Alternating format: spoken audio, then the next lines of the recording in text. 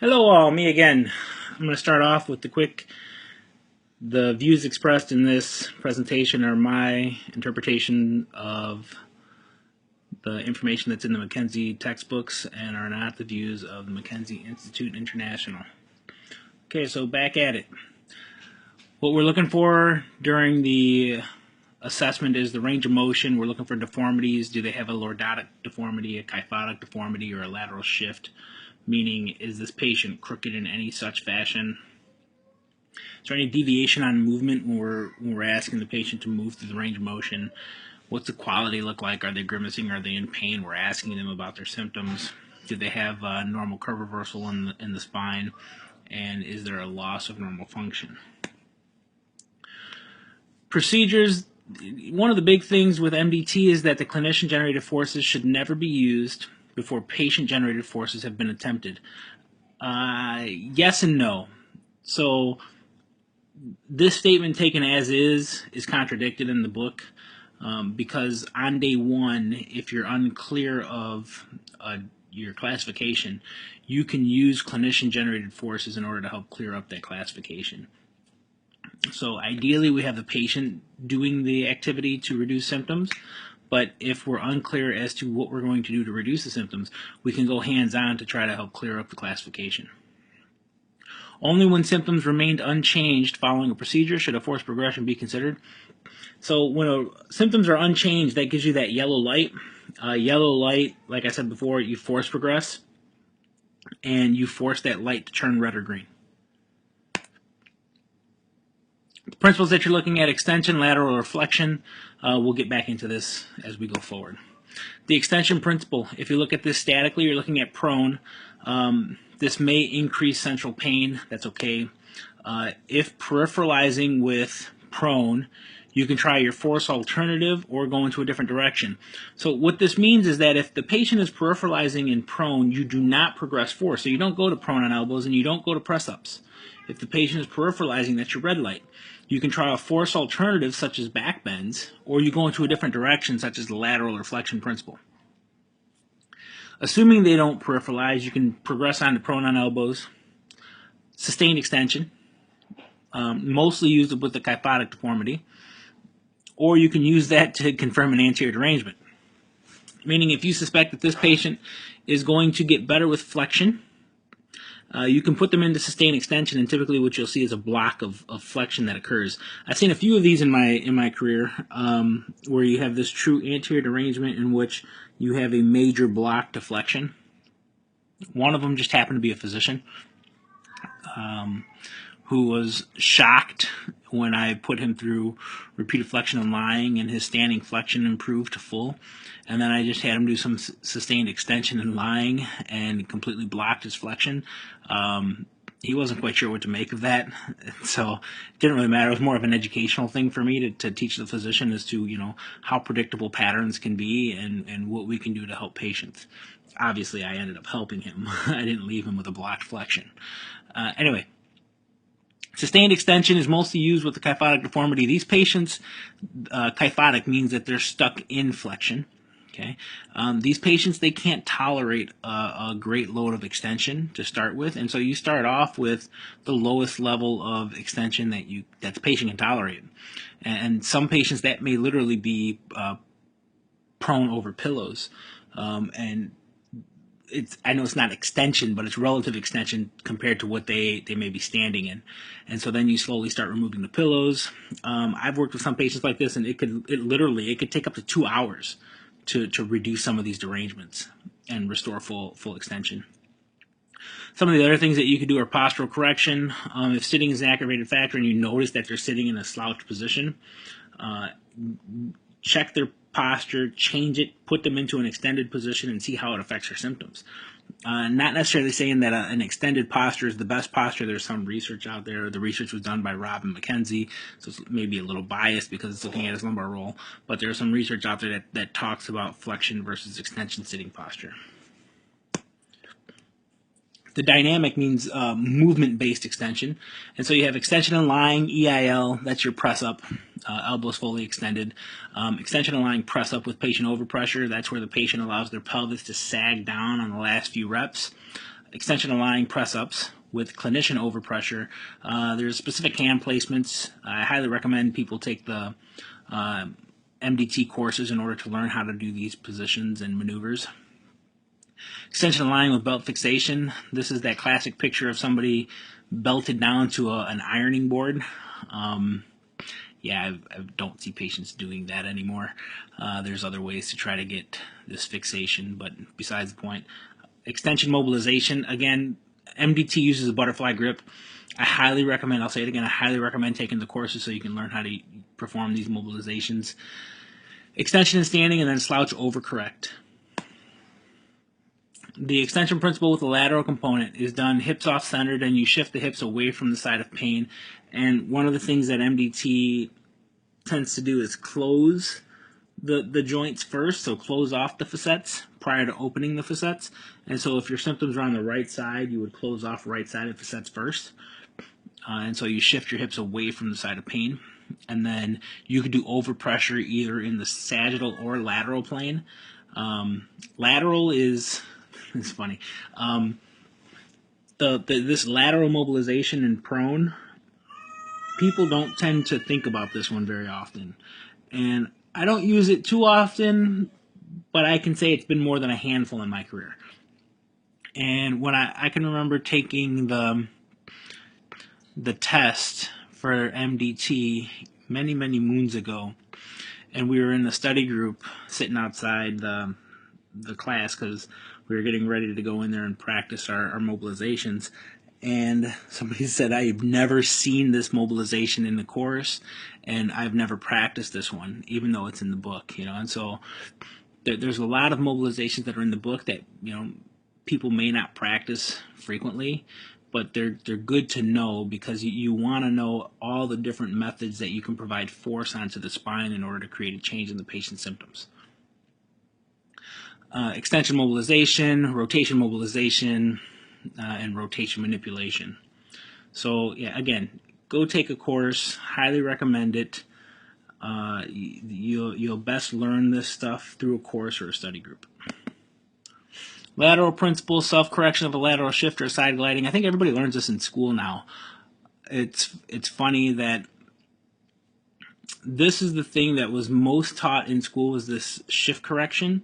When I was in PT school, even though the most important thing to learn is centralization, peripheralization through this method, understanding the biomechanics, because your shifts, some people may see a lot of them. I don't tend to see too many. If I see, 5 to 10 a year, that's a lot. But I may see 10 new evaluations with back pain every week. And I see a ton of spine.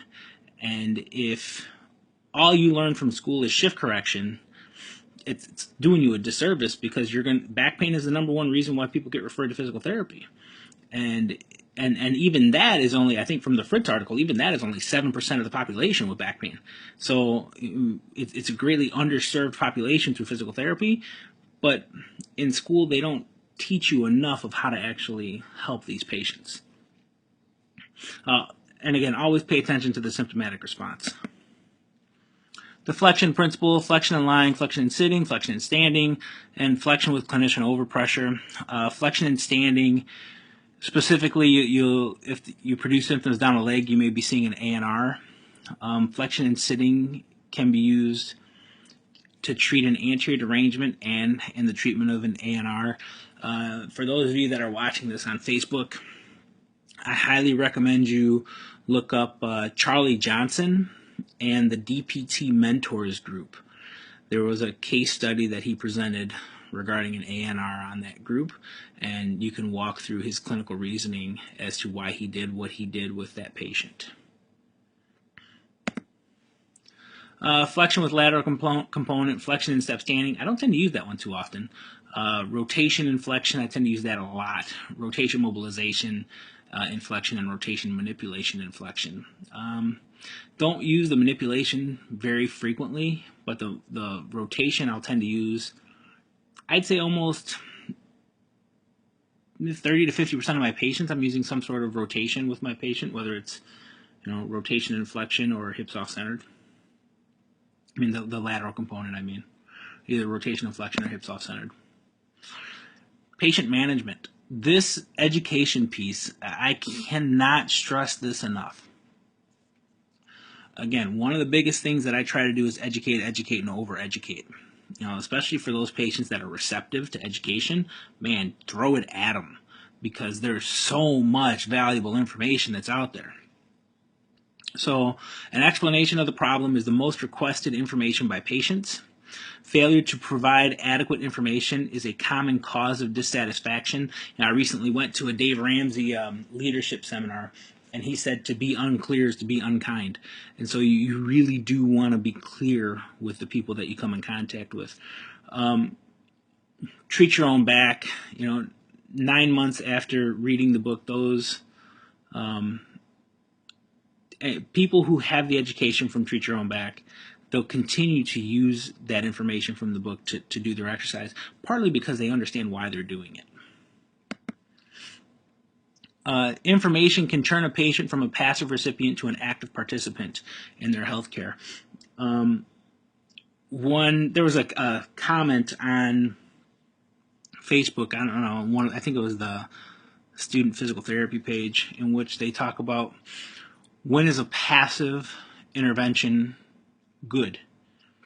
And for me, all passive interventions, all education is a passive intervention until the patient internalizes it and actually takes action on it. And so that's probably the passive intervention that I do the most, and I do a ton of education in the clinic. And so the whole goal is to try to teach that patient to take control or to take ownership over their issues. And so your information must be user-friendly. A former high school teacher, I went for my undergrad was biology education. And one of the things that I learned from a teacher that was one of my teachers in high school, start teaching everybody as if they're in second grade. And they have to earn the right in order for me to talk up to them. And you can pick that up relatively quickly. If the person gives you that deer in the headlights look, well, they're not ready for you to start throwing more information at them, or at least more complex information at them. And so you really do have to start off at a low level of education and ensure that the patient understands that before you start building upon that. You want to encourage the patient to express concerns. Again, this is a back and forth relationship. This is not that paternalistic relationship in which we tell the patient what to do and the patient is expected to do it. We have to allow the patient to express their concerns because they play a huge role in this because it's their body. The goal is to help them be more active in the interview process. And I'm always asking the patient, tell me your story. What are your concerns? What can't you do? It's about the patient. It's not about us. Allow them to articulate the information they require. Develop a therapeutic relationship. This therapeutic alliance is extremely important. In MDT, I want to say it's an entire chapter that's related to therapeutic alliance. Between 37% and 54% of what doctors tell patients is forgotten. We have to get the patient to internalize it. And so they can only internalize it if it's easily understood, repeated several times. I think in the Dave Ramsey lecture, he says that things have to be repeated 14 times before people remember it. And then too much information will confuse the patient. And on the same token, too many exercises may confuse the patient. And so I try to keep the exercises to a minimum that, one, the patients are willing to do. And I ask the patient, are you going to be able to fit this into your day? So we don't want to throw too many things at the patient, whether it's regarding education or exercise. Therapeutic alliance, average compliance with medication. Compliance, that kills me. Compliance. When we write down compliance, that word means something. It means that we're telling the patient to do something and the patient didn't do it.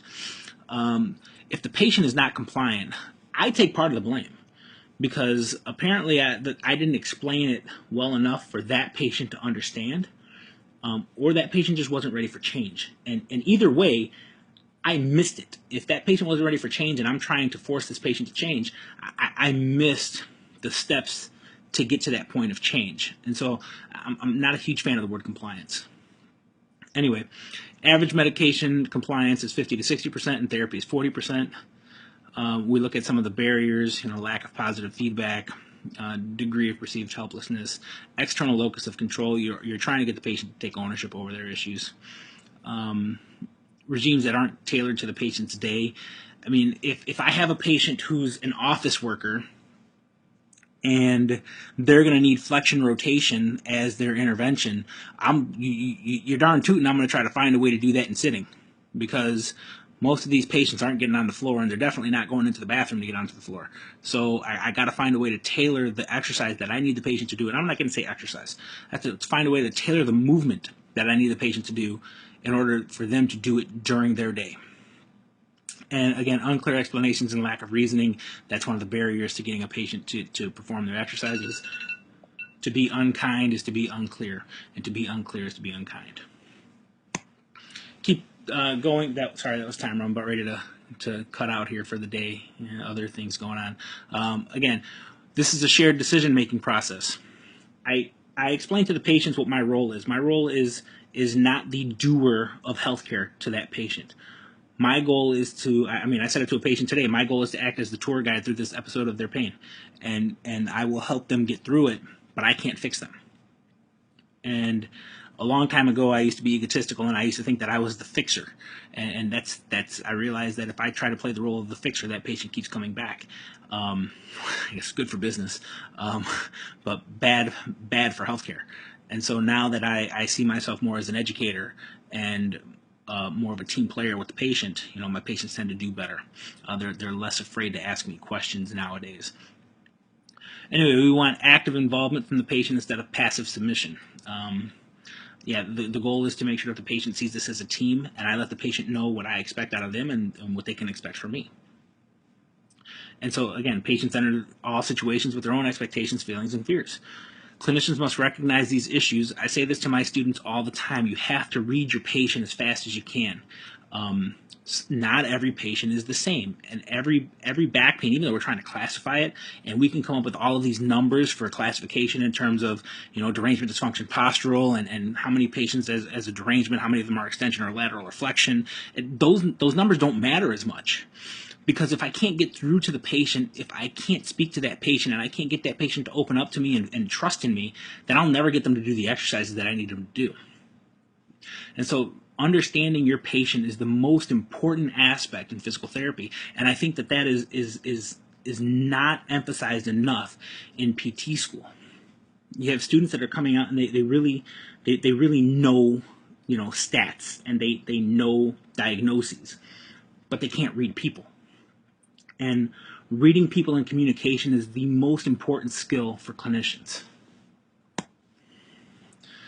Techniques for patient-centered approach, simple open-ended questions, active listening. We all know this stuff. Let them tell their story. We can't go in there and be judgmental. We have to watch our facial expressions with patients.